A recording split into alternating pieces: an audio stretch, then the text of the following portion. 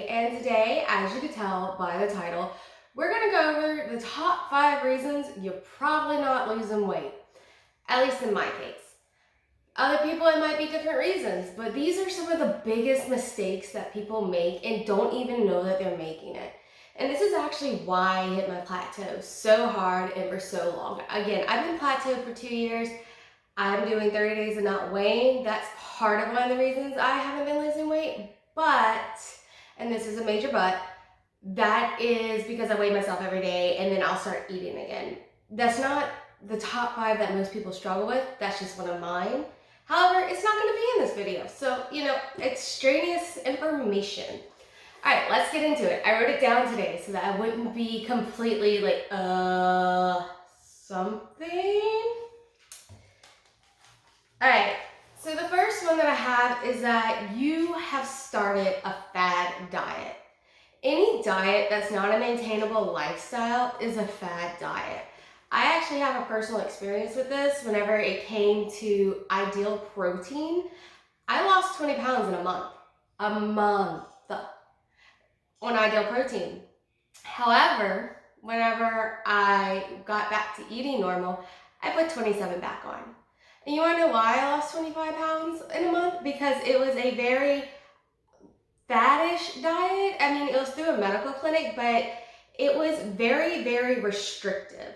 So if you're doing only carbs or only keto, and I have nothing against any of these if they help you and it's what works for you, but it's about a lifestyle change. A diet isn't meant to lose weight now and then go back to eating the way that you want later. It's about learning how to make sustainable changes and substantial changes throughout your life.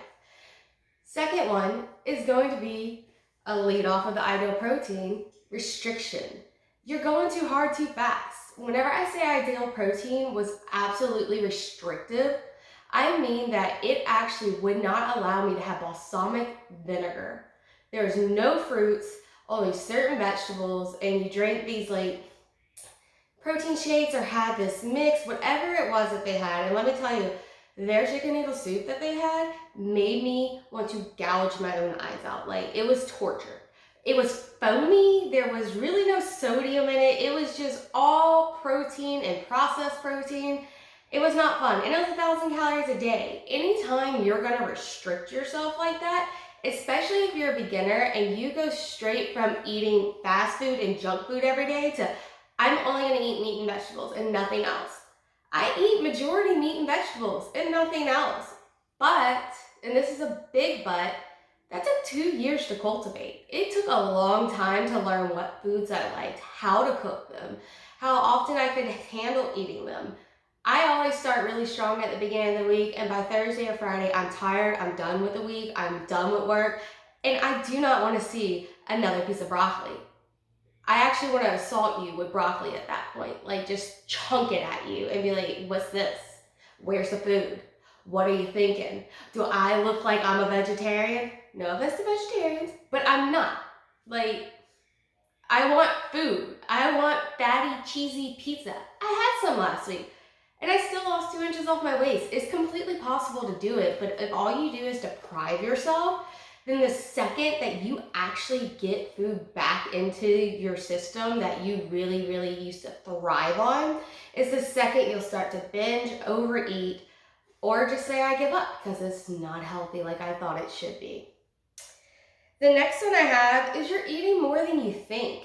Oh Lord, right whenever I started, I used to get McDonald's breakfast burrito meal every morning.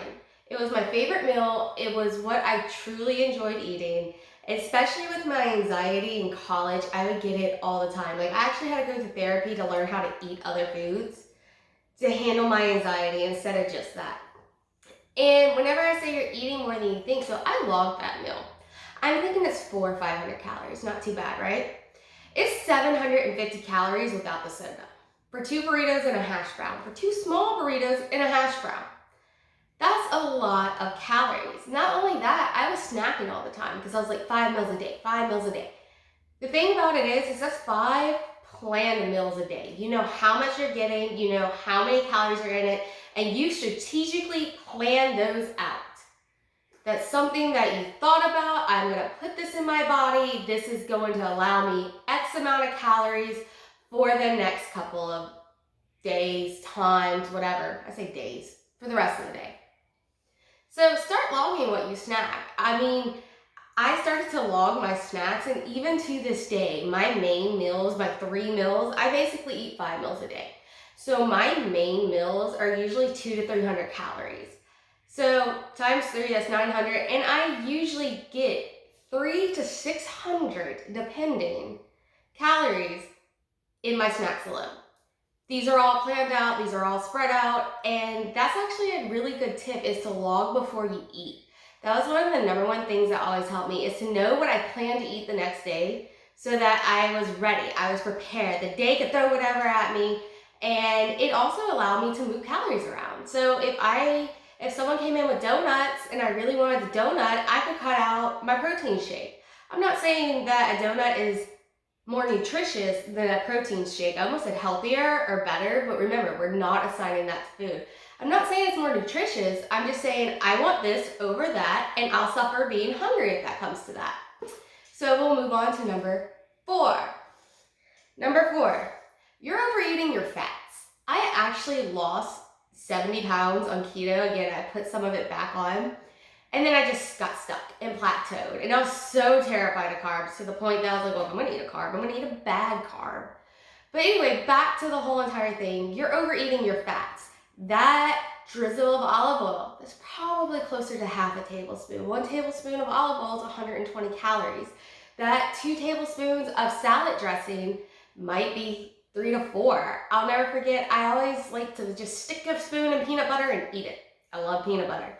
And I have a scale in my kitchen, so one day I weighed it. I'd always been logging it as 2 tablespoons. I was eating 4 tablespoons. So I was consuming 190 calories extra a day whenever I was right at my limit already. That plus like chocolate chips. My husband even nicknamed me peanut butter and chocolate chips. I would get a spoonful of peanut butter and a handful of chocolate chips. You don't think hands are too big? I was like, okay, 2 tablespoons, which was 1 serving. I weighed it out.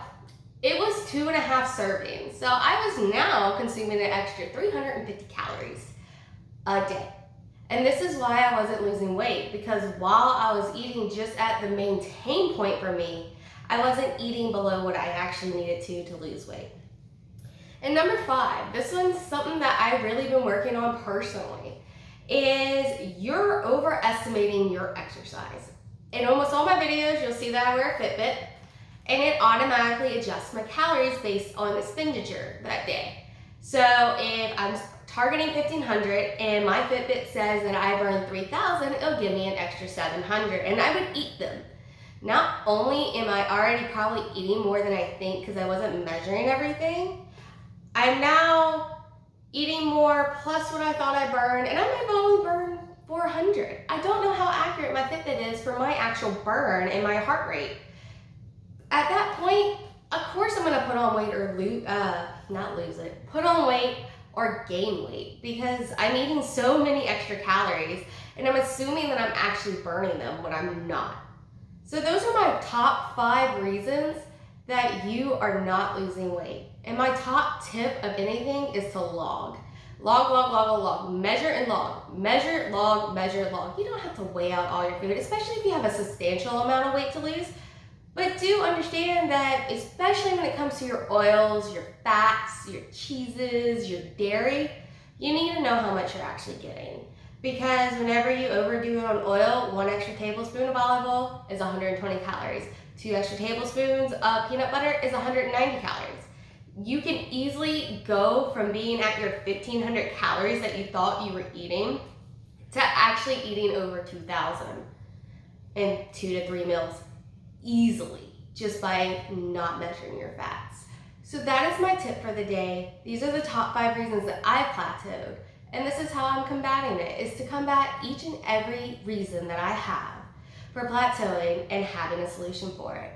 Next video will probably be top 5 tips of how to lose weight or how to correct these. And I do plan to eventually make one that's the top 10 foods you think are healthy, because oh my Lord, whenever I started what I thought was healthy food, I was beyond flabbergasted. I mean, beyond flabbergasted to figure out that my Yoplait yogurt full of sugar actually had more sugar in it than a Coca-Cola and more calories.